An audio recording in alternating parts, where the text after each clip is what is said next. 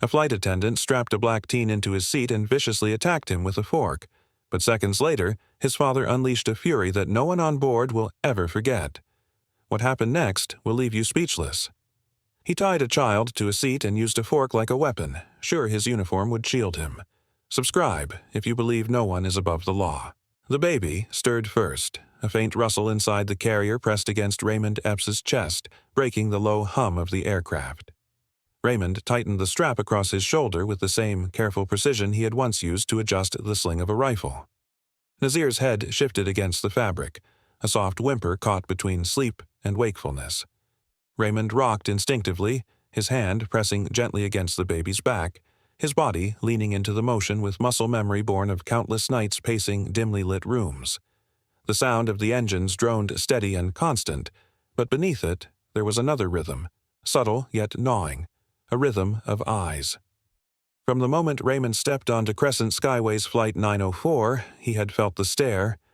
Vernon Strake, one of the attendants, stood near the boarding door as if planted there not to greet, but to scrutinize. His smile stretched across his face, yet it did not reach the eyes. Those eyes were too sharp, too still, like glass that reflected without absorbing. For an instant, their gazes met. Vernon's lips curved, polite, but the tightness around his jaw betrayed something else, something Raymond recognized from battlefields. Calculation. Raymond gave him nothing back, only a curt nod as he made his way down the aisle. Now, as the aircraft leveled out, the oddness lingered. Raymond sat on the aisle in row 14, Nazir cushioned against him, the baby's tiny breaths warming the fabric of his shirt. Around him, businessmen scrolled through tablets, a college boy fidgeted with earbuds, and a retired veteran leaned back with his arms crossed. The setting was ordinary enough, tray tables, fluorescent lights, the faint smell of reheated meals. But Vernon's presence sliced through the ordinary. He moved down the aisle with jerky precision, offering drinks to others but passing Raymond's row without so much as a glance. His voice softened for passengers in suits, grew brusque for a teenager fumbling with a bag, and faltered entirely whenever he passed Raymond, as though the man and child didn't exist. Raymond shifted slightly, adjusting Nazir's blanket, but his eyes followed Vernon's movements. He had lived long enough in hostile places to know when someone wanted him unsettled. Vernon whispered to another attendant, a younger man with nervous hands, and both glanced toward Raymond's seat before turning away quickly. The retired veteran noticed it too, his brow furrowed, though he said nothing. Dramatic irony filled the air, the passengers returning to their books and headphones, unaware of the storm quietly assembling in their midst. Nazir stirred again, a soft cry pressing from his throat, and Raymond lowered his head close. "Shh, easy," he murmured, rocking gently. His tone was calm, yet his mind spun. He catalogued Vernon's every step, the way the attendant's tray rattled just a beat too long near row 10, the way his jaw tightened each time laughter rose from the cabin. Vernon wasn't chaotic, he was precise, and precision was dangerous when paired with intent. The minutes dragged, each small interaction building tension. A businessman in the row ahead asked for water. Vernon's smile returned, warm and practiced, but his glance shot sideways toward Raymond before the plastic cup touched the tray table. When another passenger asked for an extra blanket, Vernon offered it quickly, though his fingers twitched as if itching for something more. These were not the movements of a man serving passengers, they were the tics of someone who saw the cabin as a stage, and Raymond as the focus of his performance. Raymond breathed deeply, forcing his shoulders to relax. His son shifted, unaware of the invisible threads pulling taut around them. He reminded himself of the mission: land safely, present the defense software, return home. Nothing more. This was not a battlefield, not a hostile zone, not a sniper's nest where one misstep meant death. Yet his instincts screamed louder with every passing minute, telling him that silence here did not equal safety. The lights dimmed slightly as the plane settled into its cruising altitude. Raymond's reflection glimmered faintly in the window, a strong, weathered face framed by the baby carrier, eyes narrowed not in fear, but in recognition. He had seen this before, the slow build, the subtle tension before the strike. Vernon reappeared, standing at the far end of the cabin, scanning with that same unsettling stillness. Raymond pressed his lips close to Nazir's ear, though the words were for himself as much as for his child. His voice was steady, low, carved from a life of discipline and warning. "We land in 2 hours. he told himself. Just endure the flight. Vernon stopped at Raymond's row and tilted the tray forward, the polished metal cover sliding from his grip and landing with a sharp clang directly on Nazir's tiny foot. The infant's scream tore through the steady hum of the cabin, a piercing cry that silenced even the clinking of silverware around them. Raymond's head snapped down instantly, his hands moving with the precision of instinct. He pulled the baby close, checking the soft foot beneath the blanket, his jaw tightening as the skin flushed red where the edge of the cover had struck. Vernon's face loomed above them, expression curiously flat, his apology delivered without weight. "Sorry," he muttered, his eyes darting quickly to the rows of watching passengers, then back to Raymond, who was still bent protectively over his son. Raymond's breathing slowed deliberately, the trained control of a man who had been forced to measure his responses in far worse situations. His voice was low, almost detached. "It's fine," he said, though his hand lingered on Nazir's trembling foot. Inside, however, the heat pulsed, an ember of anger he refused to let flare, not yet. The baby's cries dwindled after a few moments, soothed by Raymond's steady rocking and soft murmur. Nazir's eyelids fluttered, his face damp with tears, but his chest began to rise and fall with calmer rhythm. Raymond pressed a napkin gently around the foot, brushing away the redness with careful fingers, his every movement deliberate, measured. Across from him, Vernon lingered longer than necessary. His lips twitched faintly, not in concern, but in irritation, as though the child's return to calm robbed him of some perverse satisfaction. The flicker of that expression caught Raymond's eye. He raised his head slowly, meeting Vernon's gaze with a stare that was unblinking, steady, and cold. For the briefest moment, something passed between them, a recognition that neither would back down quietly. The attendant broke the silence first. "I'll be back," he said in a clipped tone, turning on his heel and pushing the cart down the aisle. Raymond's hand remained on Nazir's chest, feeling the small heartbeat beneath his palm. He leaned back against the seat, muscles tense, eyes following Vernon's movements as he worked the row. Other passengers whispered softly, their glances flitting nervously between the father and the attendant, but no one spoke aloud. Minutes passed. The cabin lights dimmed slightly as meal service continued. Raymond tried to steady himself, focusing on the simple rhythm of his son's breathing, but every instinct in him bristled. He had seen looks like Vernon's before, in war zones, in interrogation rooms, in men who mistook authority for power. It was not the accident itself that unsettled him. It was the intent hiding just behind the surface, waiting for an opening. Vernon returned without warning, holding a seatbelt extender in one hand. His steps were brisk, his expression controlled but sharp around the edges. Without asking, without a word of explanation, he leaned across Raymond and pulled the strap across Nazir's small chest and belly, clicking it tight into place.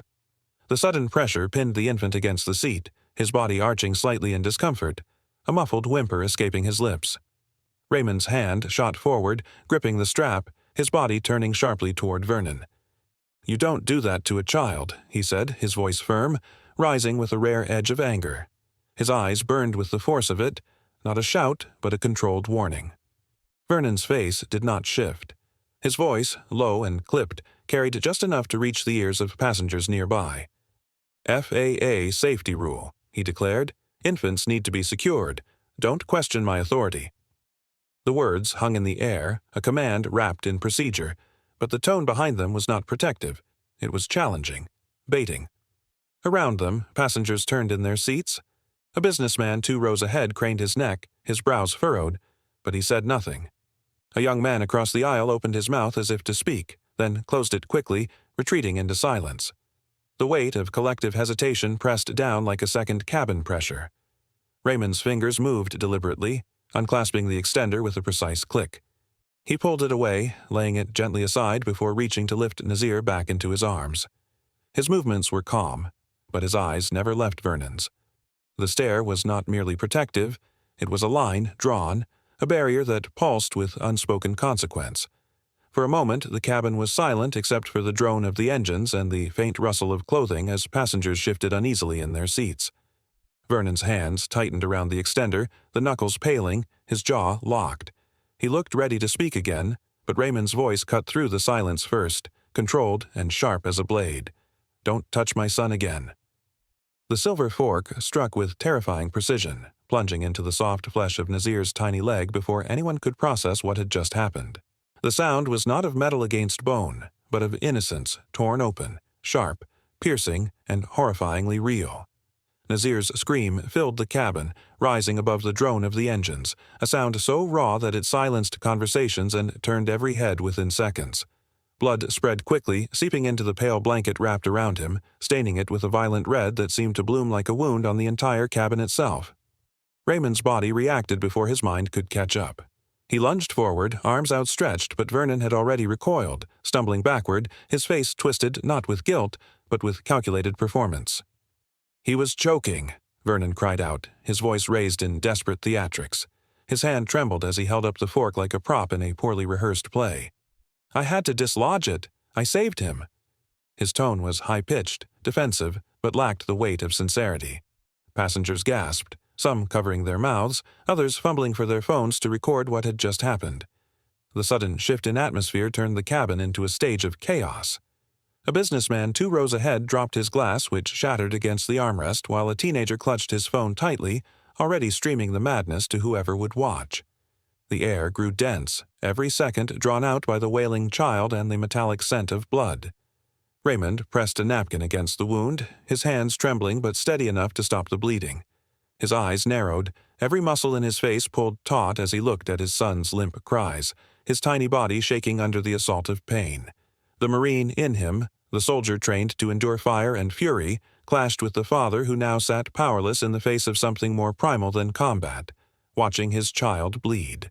His jaw clenched until his teeth ached. Vernon, however, did not retreat quietly.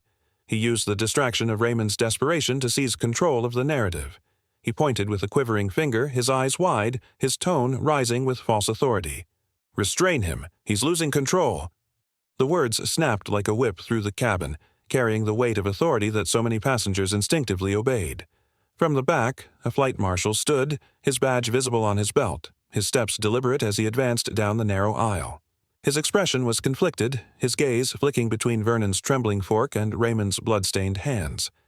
The marshal's training told him to act fast, to neutralize threats, but which man was the threat? The one holding the fork, or the one holding the baby? Raymond raised his eyes to the marshal, his breathing ragged, his voice low and cutting.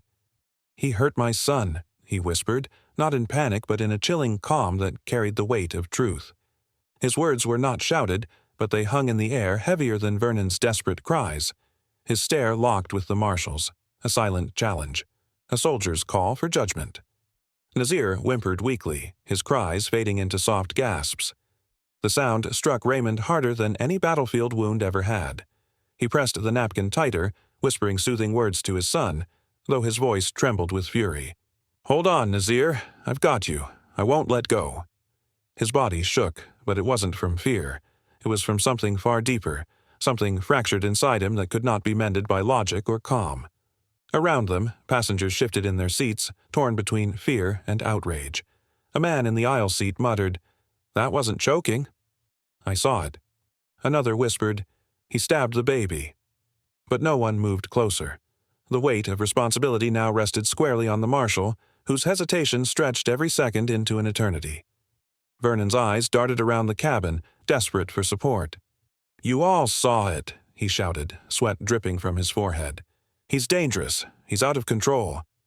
But the quiver in his voice betrayed him, his performance unraveling. The fork, still slick with blood, glinted under the cabin lights, betraying his claim of innocence with every reflection. Raymond didn't look away from the marshal, his grip on Nazir steady even as his free hand curled into a fist on his knee. The silence that followed was crushing, broken only by the baby's soft sobs and the hum of the engines. Raymond leaned forward slightly, his voice a low warning, his words carrying the cold steel of a soldier who had been forced into corners before. "He hurt my son," he whispered again, slower this time, each syllable sharp as glass. His eyes bore into the marshal's with unyielding clarity, as though he were offering him not just a choice, but a test of conscience. The tension reached a breaking point, the air so tight it could shatter. Raymond's final words fell like a hammer, the echo unavoidable. "You better decide what side of this you want to be on." The plane spiraled into chaos. Voices rose and overlapped in the cabin, a storm of panic and disbelief that threatened to drown out every attempt at order. The captain's voice cracked through the intercom, calm yet strained, urging passengers to remain seated. But the words were swallowed by the murmurs, the gasps, and the accusing stares darting back and forth between Raymond and Vernon. The aisle felt tighter, the air thinner, as if the metal walls themselves were pressing in. A flight marshal appeared, his jaw tight, his eyes darting between the injured child and Raymond's clenched fists. He didn't draw his weapon, didn't even raise his voice. Instead, he spoke evenly, though his tone carried the weight of command. "Sir, I'm going to have to ask you to step to the back galley, for questioning."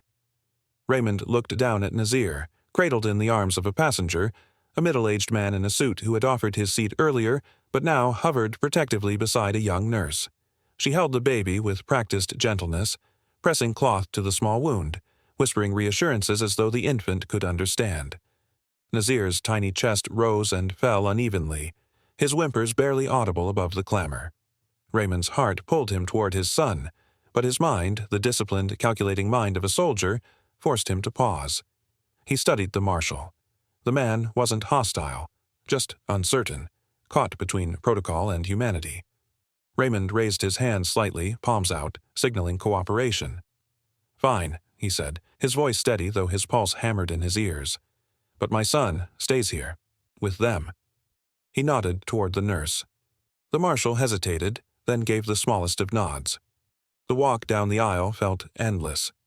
Passengers shrank back as he passed, some whispering, some holding up phones with cameras still recording. Raymond ignored them, his focus narrowed to the reflection he caught in the galley's steel surfaces. Vernon stood there, his back turned, speaking rapidly into the intercom. The cadence of his words was clipped, precise, too precise for a man improvising lies. Raymond's stomach tightened. He recognized that rhythm. It was the rhythm of coded communication, the kind used in operations where every syllable carried weight. From the corner of his eye, Raymond studied him. Vernon's hand covered the receiver, his lips moving fast. The words were indistinct, but Raymond caught fragments. "Containment.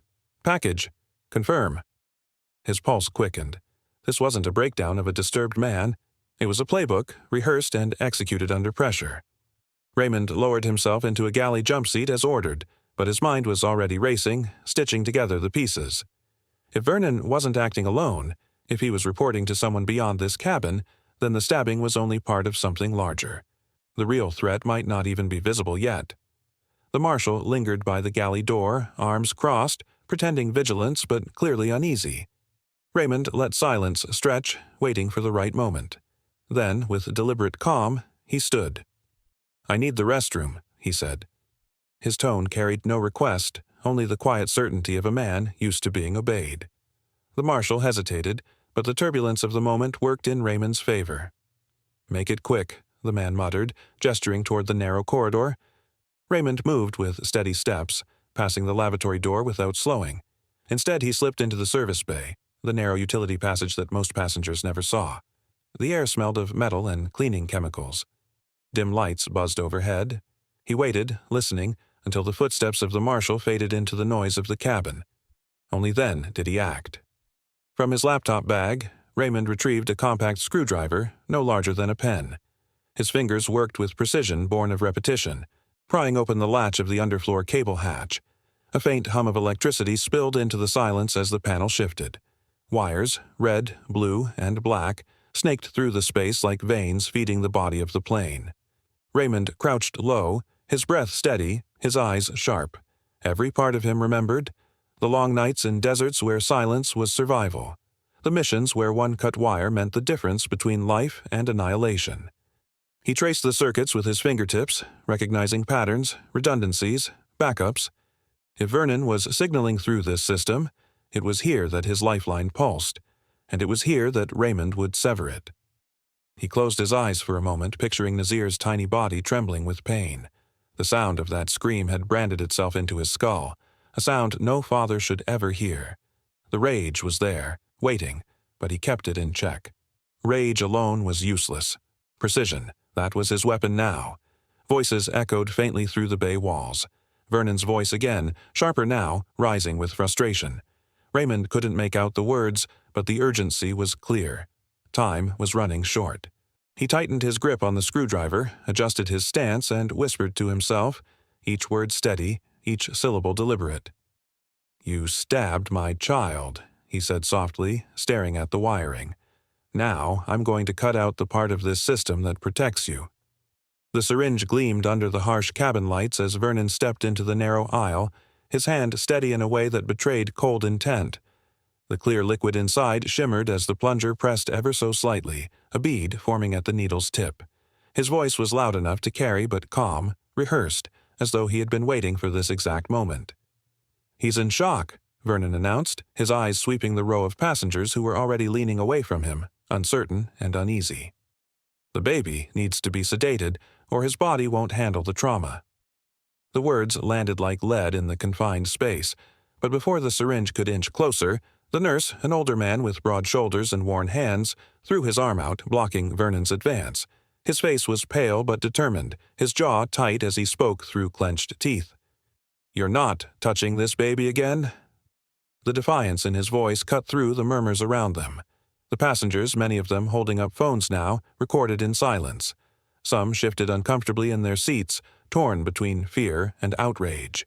The air grew hotter, heavier, the recycled oxygen seeming insufficient for the weight pressing down on every chest. Raymond emerged from the galley, every movement deliberate, his boots landing with the muted thud of someone who had marched through darker corridors than this. His gaze locked on the syringe, but his focus never left Vernon's eyes.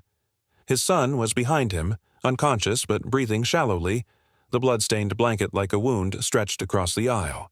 Raymond's voice was low, controlled, but sharp enough to slice the silence. "Put it down. I'm giving you one chance." For a moment, time seemed to slow.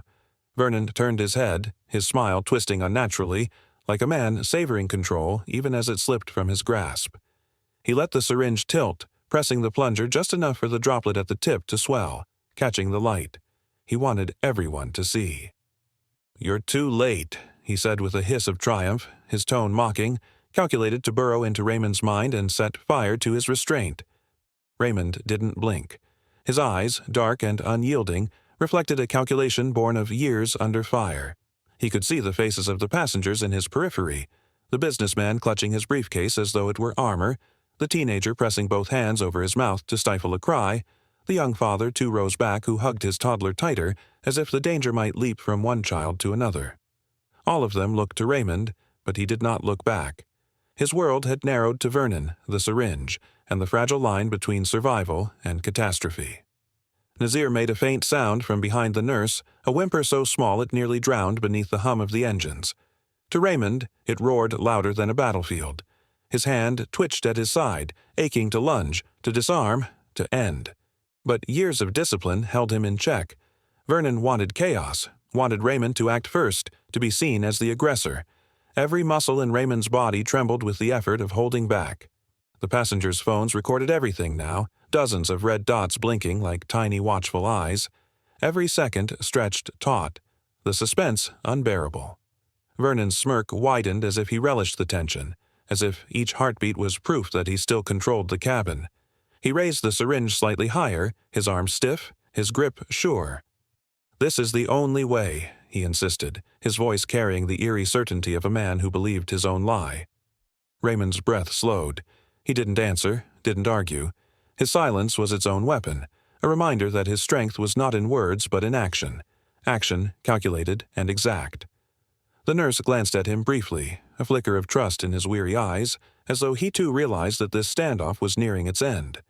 And then, from the front of the plane, came a sound none had anticipated, the sharp metallic groan of the cabin doors unsealing. The hiss of pressure change swept through the rows, silencing every whisper. Heads turned as the forward hatch swung open, and boots struck the aisle in a rhythm that could not be mistaken. 4 men, armed and armored, moved with precision down the narrow corridor, weapons raised, eyes scanning the chaos. The leader's voice rang out, clear and final, the kind of command that allowed no argument. "We're not too late. Step away from the child." The syringe slipped from Vernon's hand, clattering against the galley floor, the faint metallic rattle cutting through the cabin like a gunshot. He raised his hands quickly, but the movement was far from surrender.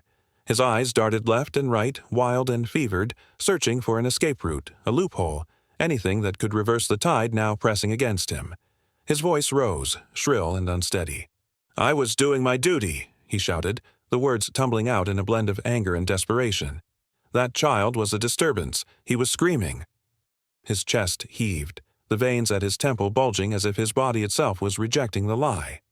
The passengers sat frozen in their seats, a mix of fear and disbelief painted across their faces. Some clutched the armrest so tightly their knuckles whitened, others raised trembling phones to record what no one would have believed without proof. The agents, however, remained unmoved. Their expressions were carved from stone, their weapons held steady. One of them, broad-shouldered with a voice that carried authority, barked a single command that echoed through the pressurized cabin. "Stay seated." The order froze the restless murmurs instantly. Another agent stepped forward, quick and efficient, snapping metal cuffs around Vernon's wrists with a practiced precision.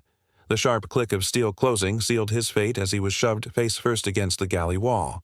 His cheek pressed against the cold paneling, and still he thrashed, his words devolving into a manic stream of protests. "You don't understand. I had orders. I was following the mission." His cries rang hollow, more revealing than he intended, but still lacking clarity. At the center of the chaos, Raymond dropped to his knees beside Nazir. The sight of his son nearly unraveled him. So small, so fragile, the child's bandaged legs still seeping through makeshift wrappings. The pale tone of Nazir's skin made Raymond's pulse quicken, but he forced himself into the stillness of calculation.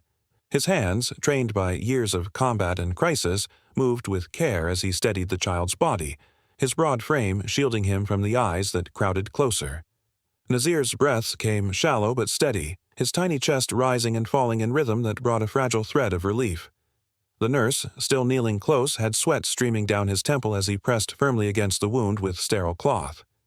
"He's stable," the man whispered, his voice trembling. "But he's weak. He's losing blood." Raymond nodded, his jaw clenched so tight his teeth ached. He stroked Nazir's cheek with a thumb, grounding himself in that soft, living warmth. His mind, however, was already moving 2 steps ahead, assessing not just the condition of his son but the broader battlefield that had unfolded inside the plane. He glanced upward, his eyes locking onto the lead agent. The man was tall, broad-shouldered, with a square jaw set firm against the chaos. His presence alone shifted the energy of the moment, authority radiating from every measured step he took toward Raymond. The agent crouched down, lowering himself to eye level with Raymond, his voice carrying the steadiness of a man who had been trained not to flinch in storms. "Your alert triggered a federal override," he explained, speaking low enough for Raymond but clear enough for all who strained to hear. "We've had eyes on this guy for months." His gaze flicked briefly toward Vernon, who now writhed against the galley wall, his screams echoing like the cries of a trapped animal. "But nobody thought he'd escalate this far. Not with a baby." The words hit Raymond like a hammer wrapped in velvet. Confirmation that his instincts had been right, but also an implication that something larger lurked beneath the surface. He looked back toward Vernon, now being hauled upright, the cuffs biting into his wrists. Vernon's face was flushed crimson, his lips twisted into a grimace that wavered between rage and hysteria. His voice cracked as he shouted, spittle flying. "Orders! I had orders. You think this ends with me? You think you know what's happening here?" His body jerked against the grip of the agents as they dragged him back through the narrow aisle. Passengers shrank away, recoiling as if proximity alone might infect them with the madness burning behind his eyes. Raymond's gaze narrowed into something colder than fury. His entire body was tense, yet his mind was sharp, filtering every detail like data on a battlefield. "What mission?" he demanded aloud, his voice steady but laced with a sharp edge that cut through the cabin air. The question wasn't just for Vernon. It was for the agents, the passengers, anyone who dared hold back knowledge. But no answer came. The only sound was the dull thud of Vernon's body being slammed into the back bulkhead as he was forced into a seat, still thrashing, still cursing phantom names and unseen commanders. Raymond shifted his focus back to the agent crouched beside him. The man, Agent Brogan, pressed 2 fingers against the comm piece at his ear, speaking in a tone too low for outsiders to decipher. Raymond recognized it immediately. It was the voice of a man relaying information too dangerous to echo openly, a tone reserved for classified channels and shadowed truths. He had spoken that way himself in covert operations. Whispering secrets meant only for ears on the inside. The confirmation was silent, but unmistakable. The story unfolding aboard this plane was not what it appeared to be. It was larger, more deliberate, more orchestrated than an unstable attendant gone rogue. Raymond's chest tightened, not from fear, but from the collision of realization and rage. He looked down at Nazir, the child who had been turned into a pawn in a game he had not agreed to play. His voice dropped to a whisper, words meant for no one yet sharp enough to cut through the silence around him. "He didn't act alone," he said, his breath steady despite the storm boiling inside. His hand tightened protectively around Nazir's small body, his mind connecting dots others hadn't yet dared to draw. He lifted his head, his eyes meeting Brogan's once more, and his voice hardened into iron. "This wasn't about my child. It was about what I'm carrying." The plane screeched across the tarmac, its emergency landing grinding to a halt under the watchful eyes of armored vehicles that had already formed a perimeter. The heavy rumble of engines reverberated through the air, a sound both protective and suffocating. As the aircraft door unsealed with a sharp hiss, a blast of cold air rushed in, carrying with it the scent of jet fuel and damp asphalt. The passengers remained pinned to their seats, wide-eyed and whispering nervously, while Raymond Epps stood in the aisle, clutching Nazir tightly against his chest.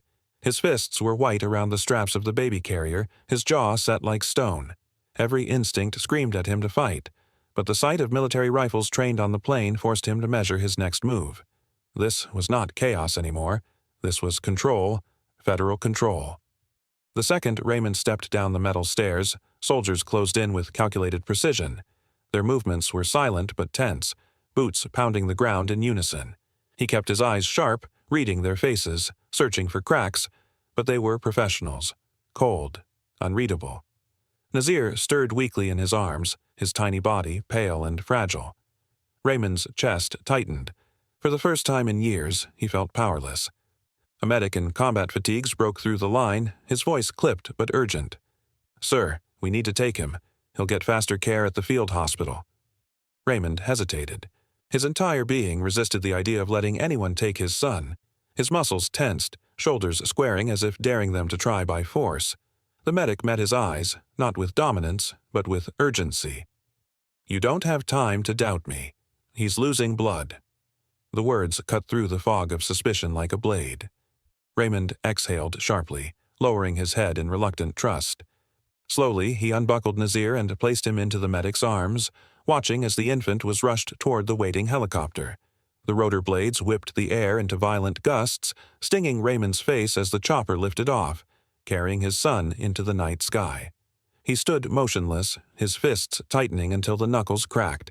He had never hated silence more. From behind him, a firm hand rested briefly on his shoulder.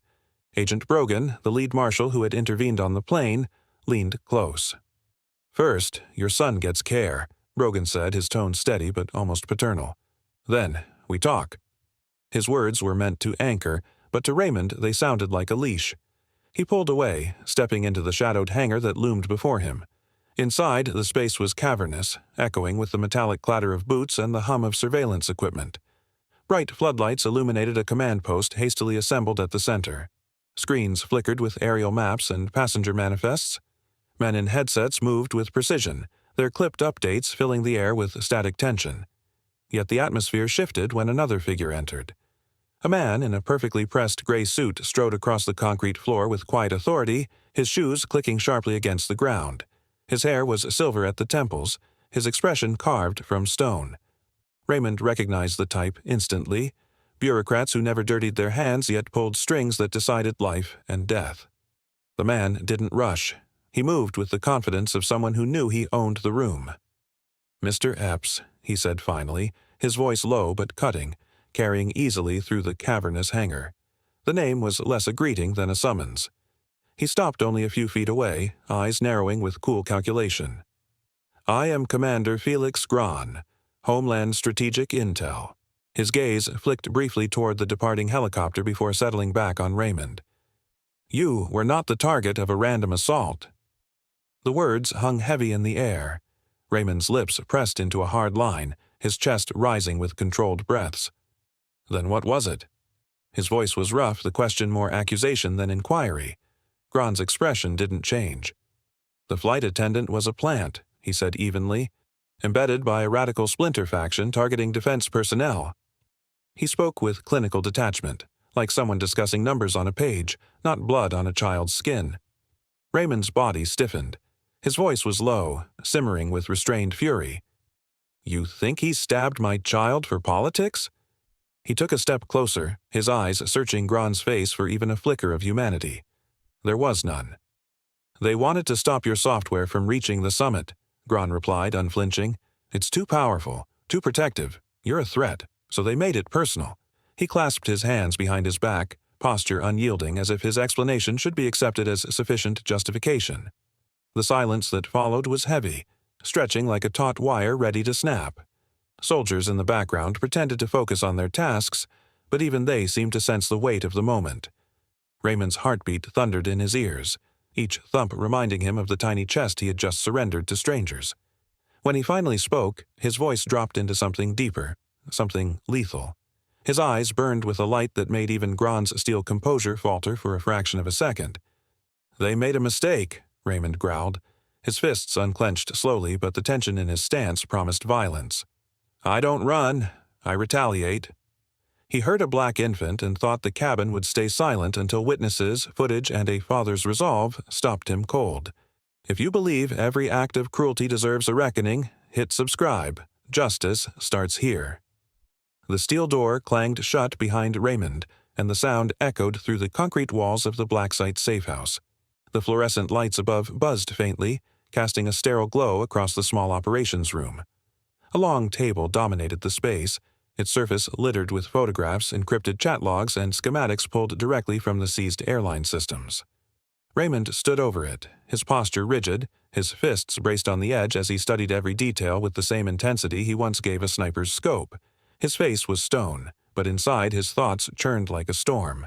Nazir was alive, receiving critical care, but the image of his son's blood-soaked blanket haunted every blink. That pain had been meant to shatter him. Instead, it sharpened him. Commander Felix Gron entered quietly, his polished shoes clicking against the cement. The older man's gray suit seemed out of place in the harsh bunker light, but his presence carried authority.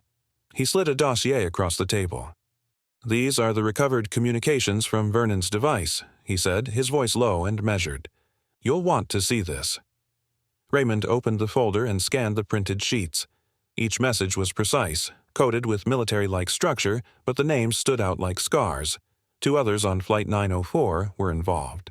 The pilot, the technician, Amos Varn. Raymond's jaw tightened as he read their roles in the plan. Vernon was never meant to be the only hand. He was simply the distraction. The true strategy had been brutal but clean. Destabilize him by striking Nazir, then sabotage the encrypted security briefing carried in his watch. Raymond's gaze drifted to his wrist, to the matte black timepiece that now felt like a relic of deception. Slowly, he unlatched it and set it on the table. "They built the entire plan around this," he muttered. His voice was calm, but there was weight behind each word, the sound of a man balancing grief and fury.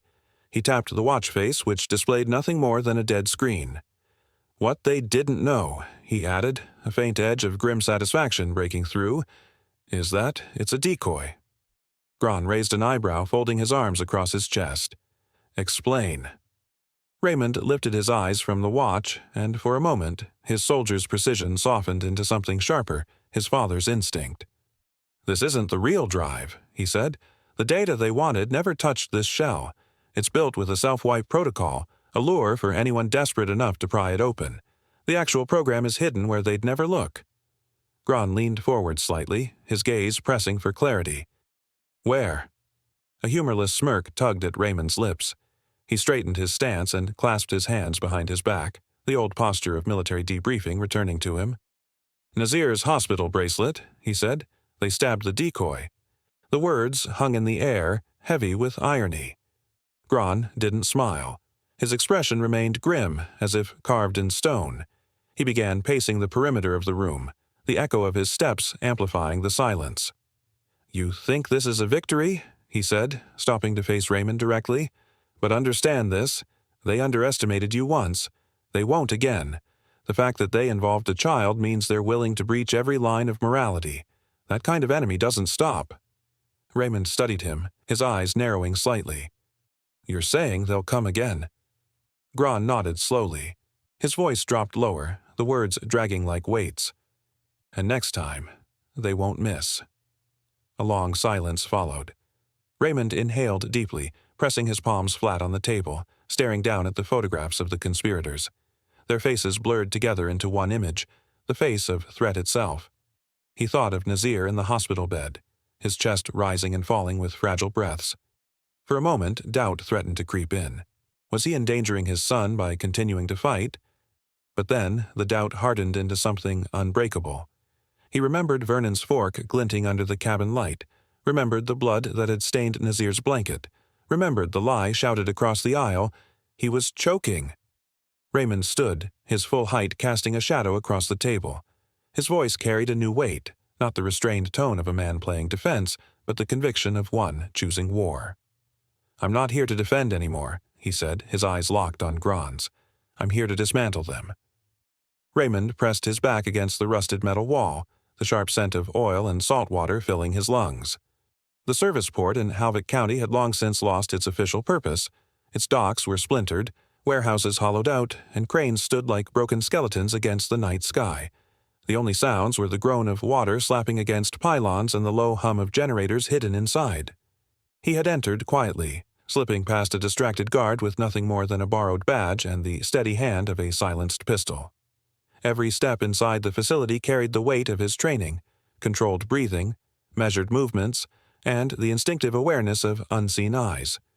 The interior was dim, lit only by yellow bulbs that flickered overhead, casting shadows across the damp concrete. Dust and neglect clung to every surface, but on the far wall was something chillingly precise, a tactical board pinned with blueprints of Crescent Skyways Flight 904. The drawings were detailed down to the row numbers, with thick red circles scrawled over specific seats. Raymond's eyes froze when he saw it. His own seat and Nazir's crib placement marked in heavy ink, labeled Primary. Vernon Strake's photograph had been stapled nearby with a stark label beneath, Trigger Unit.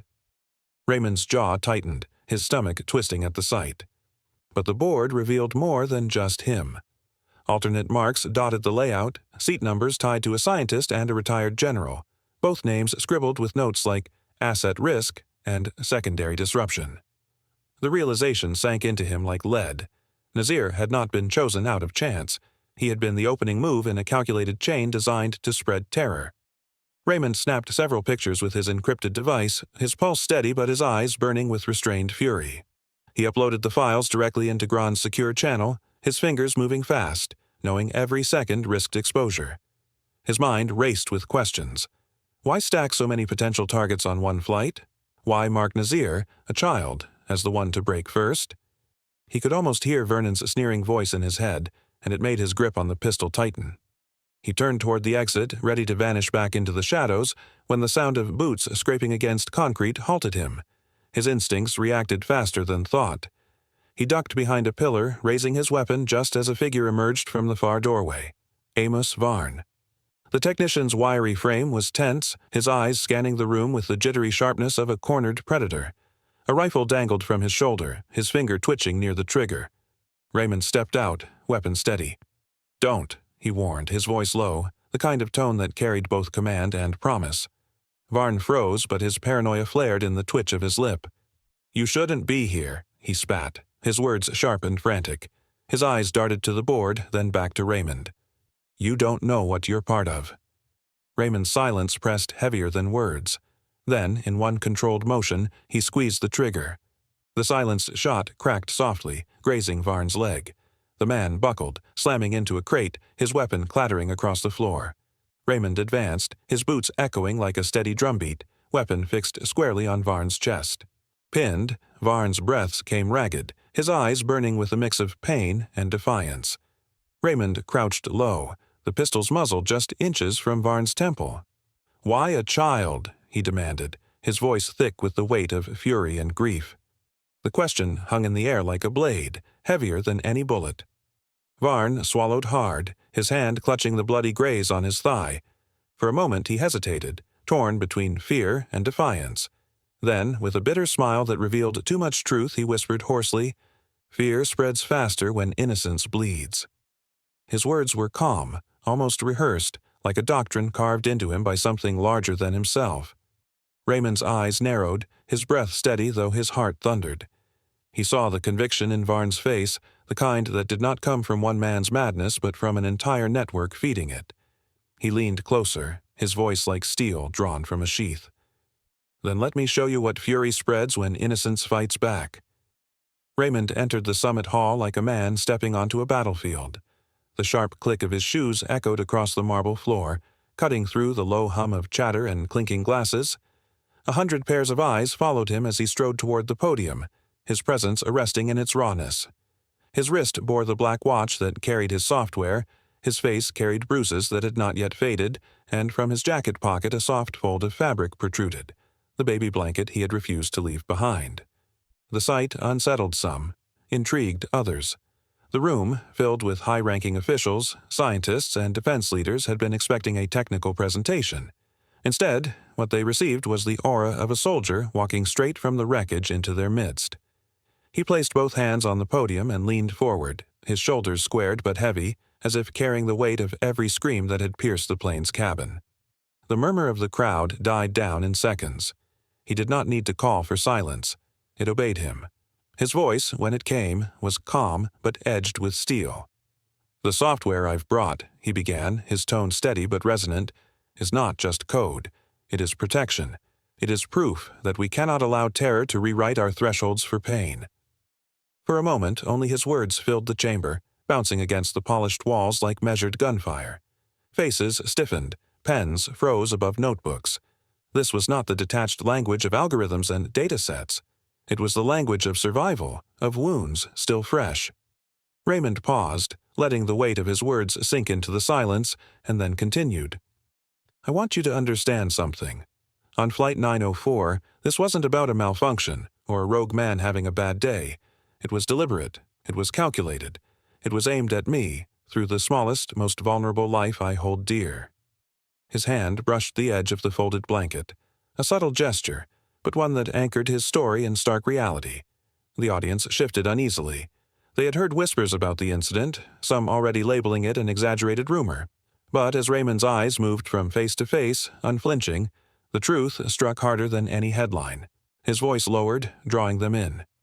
"My infant son was attacked mid-air, not because he posed a threat, not because of a mistake, but because someone decided that if they could break me through him, they could stop what I carry." The air tightened.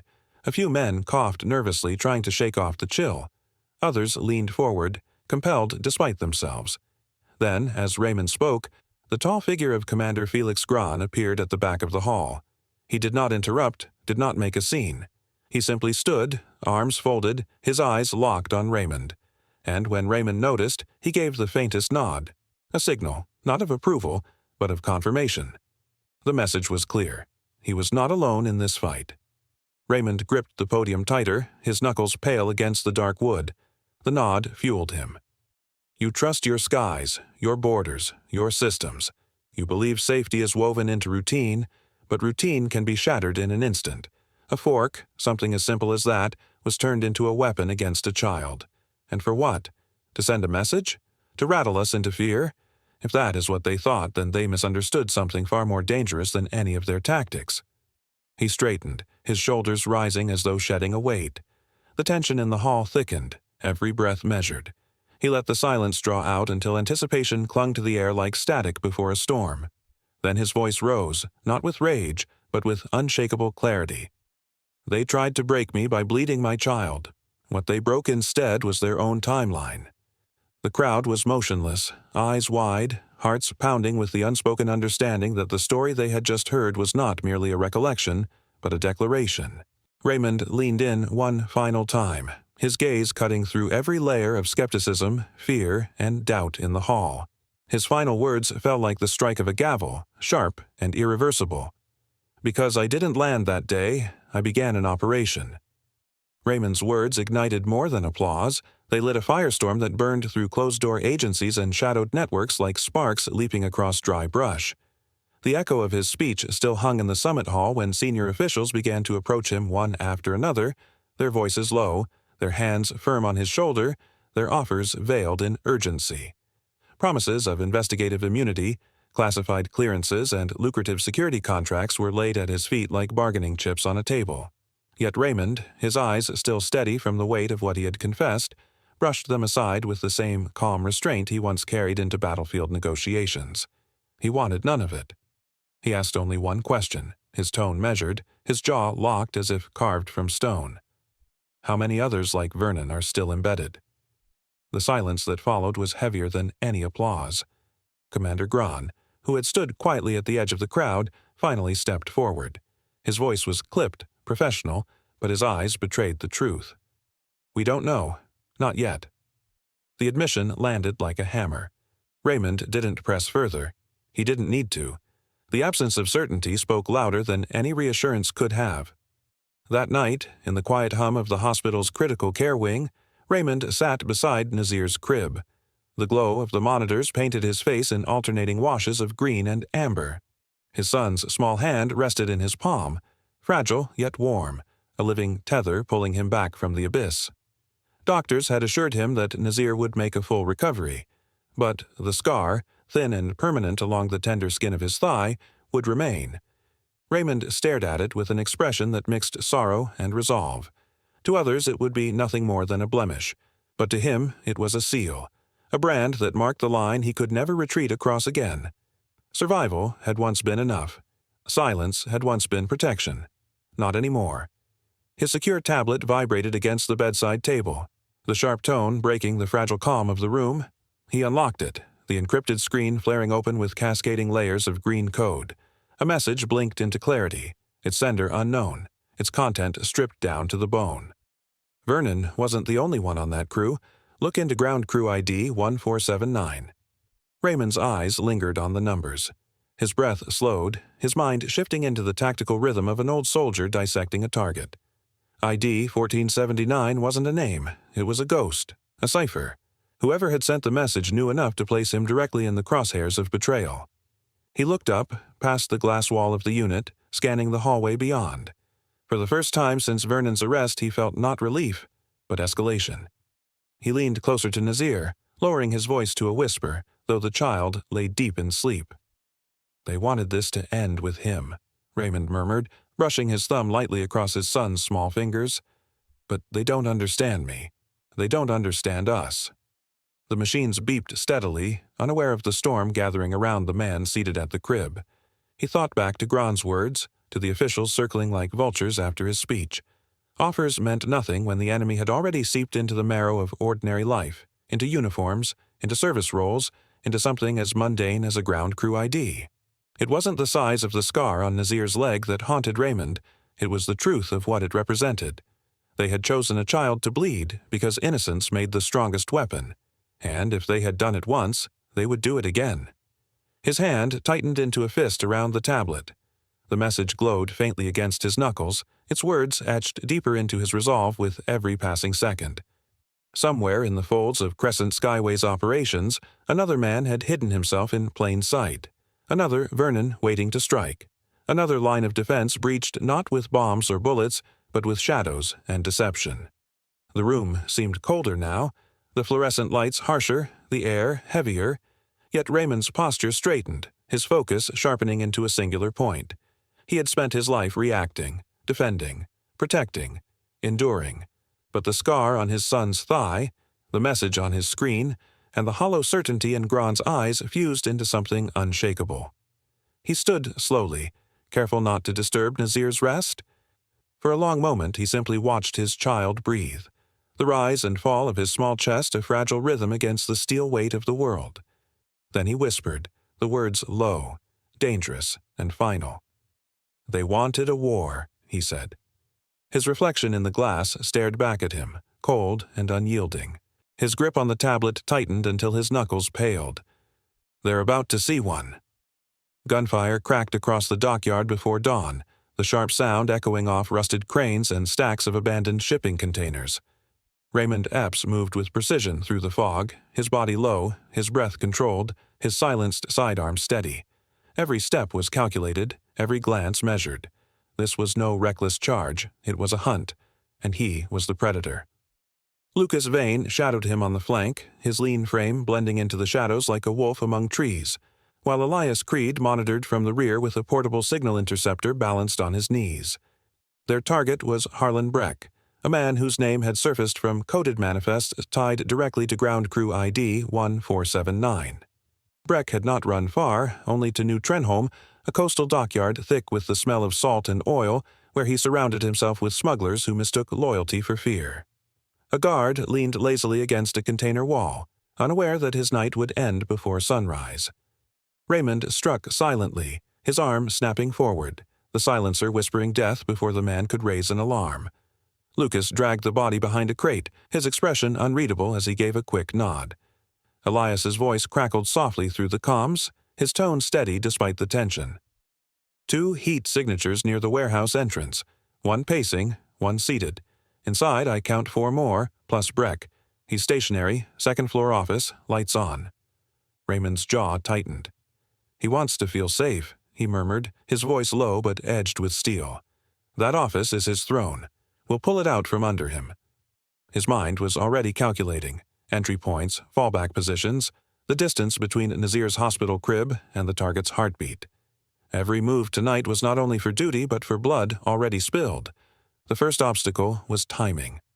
The seated guard lit a cigarette, the ember flaring briefly in the gloom. Raymond raised 2 fingers, then dropped them.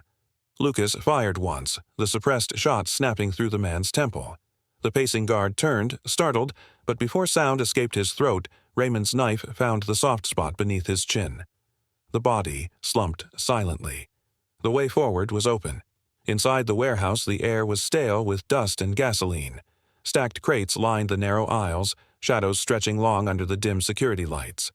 Raymond led the way, his eyes flicking constantly, scanning for tripwires, alarms, or any sign of an ambush. A faint hum buzzed through Elias's earpiece. "Encrypted comms just went live," he warned. "They know something's wrong." "Then we move faster," Raymond answered, quickening his pace. His boots were nearly soundless on the concrete. Lucas flanked left, his rifle trained on the shadows. A smuggler suddenly stepped out from behind a stack of barrels, weapon half raised. The clash was brief. Lucas fired, the man dropped, and silence returned, heavier than before. By the time they reached the stairwell leading to the office, the firefight had already begun. 2 smugglers at the landing sprayed bullets down the corridor, ricochets sparking off metal beams. Raymond ducked, pulled a small smoke canister from his vest, and rolled it forward. A thick gray cloud swallowed the stairwell. He moved through it like a phantom, firing twice, dropping both men before they realized death had reached them. Lucas covered the rear, his weapon barking short, controlled bursts to suppress anyone brave enough to follow. At the top of the stairs, the office door loomed, its glass pane glowing with faint yellow light. Shadows shifted inside. Raymond kicked the door open, splintering the frame. Breck was there, short, thick-set, sweat beading on his forehead, a pistol in hand. His eyes widened when he saw who had come for him. "You don't want this fight," Breck stammered, his hand trembling. "I can pay you. I can." "You hurt children to move weapons." Raymond cut him off, his voice calm, cold, final. He advanced step by step, the barrel of his sidearm never wavering. "You don't buy your way out of that." Breck's desperation broke. He fired wildly, bullets shredding papers and glass, but Raymond was faster. A single shot snapped through Breck's shoulder, spinning him sideways. He dropped the pistol with a cry, clutching his arm, collapsing into the chair behind him. The room fell silent save for his ragged breathing. Raymond moved closer, pressing the muzzle to Breck's temple. "Why a child?" he asked, his voice low but burning. Breck's face twisted, fear and defiance battling in his eyes. His words came in a rasp. "Fear spreads faster when innocence bleeds." For a heartbeat, Raymond said nothing. The weight of those words hung like chains, echoing in the smoke-filled air. His finger tightened slightly on the trigger, but he forced the urge down. Killing Breck would be satisfaction, not strategy. What he needed was leverage, information, and fear turned against its master. By dawn, Breck was in federal custody, bound and broken, his wounds treated just enough to keep him alive. 3 other smugglers lay zip-tied and unconscious on the warehouse floor, their weapons scattered like discarded toys. Lucas stood over them, his eyes sharp, while Elias finished uploading the files from Breck's computer system to Gron's secure channel. Raymond watched the sunrise stain the dockyard orange, the ocean glinting like fire beyond the cranes. He holstered his weapon slowly, the steel weight a reminder of the night's purpose. Over the comms, Gron's voice cut through the static. "Status?" Raymond exhaled once, steady and controlled before answering. "We don't need their words," he said. His eyes lingered on Breck's slumped figure, the once defiant man now silent as the tide. "We have their files, and their fear." Nazir's recovery became symbolic. His small body, once pale and motionless beneath hospital lights, began to strengthen day by day, and soon the story of the infant survivor trickled into the public sphere. Journalists whispered about the silent survivor and the man who turned airspace into a battlefield. Headlines multiplied, reshaped by speculation and fragments of leaked reports. But while the media raced to shape a legend, Raymond Epps remained unmoved. He sat in the hospital's quiet ward night after night, holding Nazir's tiny hand, ignoring the flashing cameras outside. To him, this was not about fame or myth. It was about the war he had uncovered, a war hidden in plain sight, operating in the cracks of uniforms and authority. He called it the Crimson Chokehold, and every time he whispered the name aloud, it felt less like a label and more like an enemy he could almost see. The deeper Raymond dug, the clearer the pattern became. With Harlan Breck's confession and the decrypted logs seized from the dockyard, 30 names emerged like shadows stepping into the light. Baggage handlers, customs officers, air traffic technicians, even low-ranking airline staff. They were ordinary men on the surface, but beneath their daily routines they worked like silent saboteurs, nudging weapons and information across borders while hiding behind the trust of their uniforms. It chilled him how easily they had blended into the system. Sitting across from Commander Gron in a sealed operations room, Raymond spread the documents across the table. "They're not attacking airports," he said, his voice sharp. "They're turning airports into arteries, and we're the ones pumping blood straight into their hands." Gron's jaw tightened as he scanned the pages. "You've given us what we needed," he admitted. "Authorization for full national operations is now signed. Every one of these men will be hunted, quietly and surgically." Yet even as Gron spoke, Raymond knew the fight would not be so simple. Men like Vernon did not act alone, and every captured operative meant others watching from the shadows. The Crimson Chokehold had been designed to bleed trust itself, and dismantling it would take more than signatures and raids. In the days that followed, Raymond's face began appearing on screens across the country. News outlets called him a whistleblower, a patriot, a man who had uncovered the quiet rot beneath national defenses. He despised every headline. "They're writing stories to sell papers," he muttered to Lucas Vane one evening, staring out a safe-house window. "Not to stop this thing." Lucas only shrugged, cleaning a rifle in silence, but Raymond's eyes burned. For him, the only story that mattered was Nazir's scar, a thin mark on his thigh that told the truth better than any broadcast could. And still, Vernon remained. Locked in a high-security cell, stripped of his uniform, his wrists cuffed behind steel, he became a living reminder of everything unresolved. The official line described him as awaiting trial, but Raymond knew the silence of men like Vernon was not born of fear. It was born of loyalty to something larger, something still untouched. One evening, unable to bear the thought of unfinished war, Raymond requested a single visit. Gron hesitated, but eventually agreed, warning him not to let anger break his composure. Raymond promised nothing. The visitation chamber was cold, lit by fluorescent panels that hummed faintly above. Vernon sat behind a thick sheet of reinforced glass, his posture relaxed in a way that unsettled Raymond more than rage ever could. His hair had grown out unevenly, his face hollow, but his eyes, those eyes, still carried the same sharpness as the day he stabbed Nazir.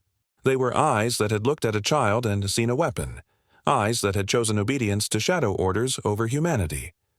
Raymond sat, his fists folded on the metal table. For several minutes, silence ruled. Vernon leaned back, his lips curled faintly as if mocking the idea of conversation. Finally, Raymond leaned forward, his voice low but steady, each word sharpened by restraint. "You stabbed my child," he said evenly, the syllables carrying weight heavier than any shout. Vernon's smirk twitched, his eyes narrowing for the first time since Raymond entered. He didn't respond.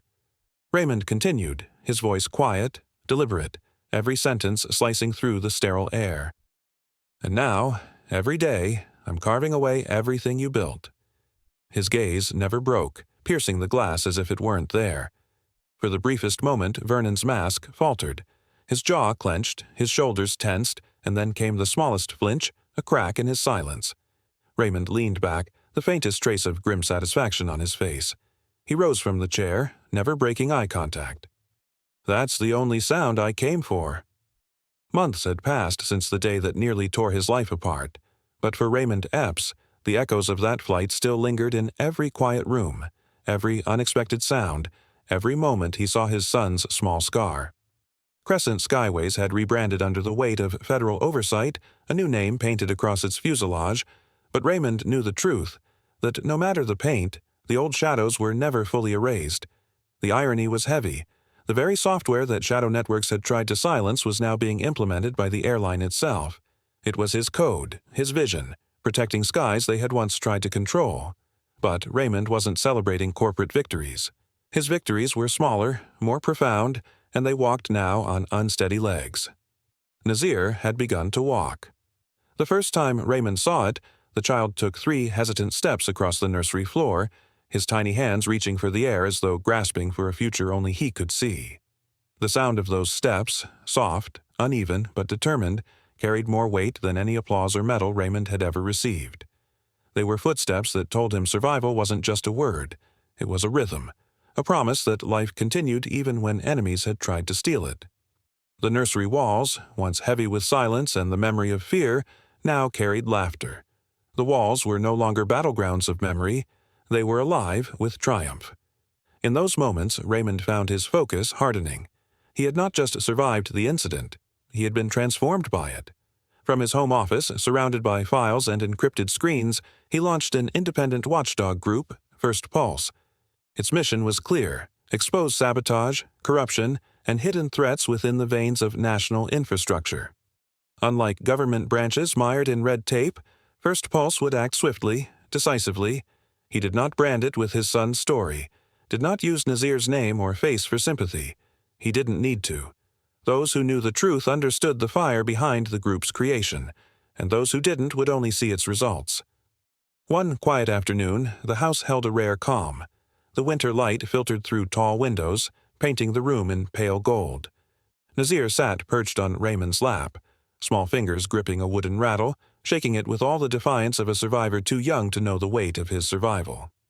Across from them sat a former senator, Harold Vane, a man with a practiced politician's smile but a gaze heavy with curiosity. The senator leaned forward, pen tapping against a notebook, eyes fixed on Raymond. "You've built something extraordinary," Vane said, his voice smooth but probing. "But I have to ask, after everything, do you regret any of it? Do you regret the risks, the choices, the path that led you here?" Raymond's eyes never moved to meet the senator's. His gaze remained on Nazir, watching the child's concentration as he struggled to keep hold of the rattle with tiny fists. The faint sound of its wooden clatter filled the silence between question and answer. For Raymond, it was not a moment of hesitation, but of calculation, weighing what truth was worth sharing. His jaw tightened, the faint shadow of old battles in the lines of his face. "Regret," he said finally, his voice low, steady, carrying the weight of both memory and defiance. He didn't look up, not once. His hand gently rested on Nazir's small back, steadying him as the boy leaned too far forward. "Regrets for people who didn't survive." His words were neither harsh nor bitter, but resolute, as if carved in stone. The senator's pen stopped moving, the silence deepening. Raymond shifted slightly, adjusting Nazir on his lap. His tone sharpened, not with anger, but with something far stronger, a clarity forged in fire. "I've got something more permanent. Purpose." His words struck the air like a verdict, final and unquestionable. Nazir let the rattle drop, and it rolled across the polished floor, the sound echoing faintly through the quiet house. Raymond's eyes followed it only briefly before returning to his son. He did not care for applause or headlines or the senator's analysis. His purpose was sitting right in front of him, alive, breathing, moving forward one step at a time.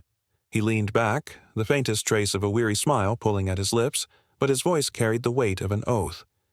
"And it was forged in the blood they spilled, when they mistook my silence for surrender." He tried to break a family, Seconds later, he was grounded and in handcuffs. If you stand for protecting the innocent and real accountability, subscribe now. Together, we rise. Disclaimer: the story you just watched is fictional. It explores themes of racism, abuse of authority, and the devastating consequences of unchecked anger and prejudice. Its purpose is to raise awareness about discrimination, provoke reflection on accountability in positions of trust, and inspire action toward justice and protection of the vulnerable.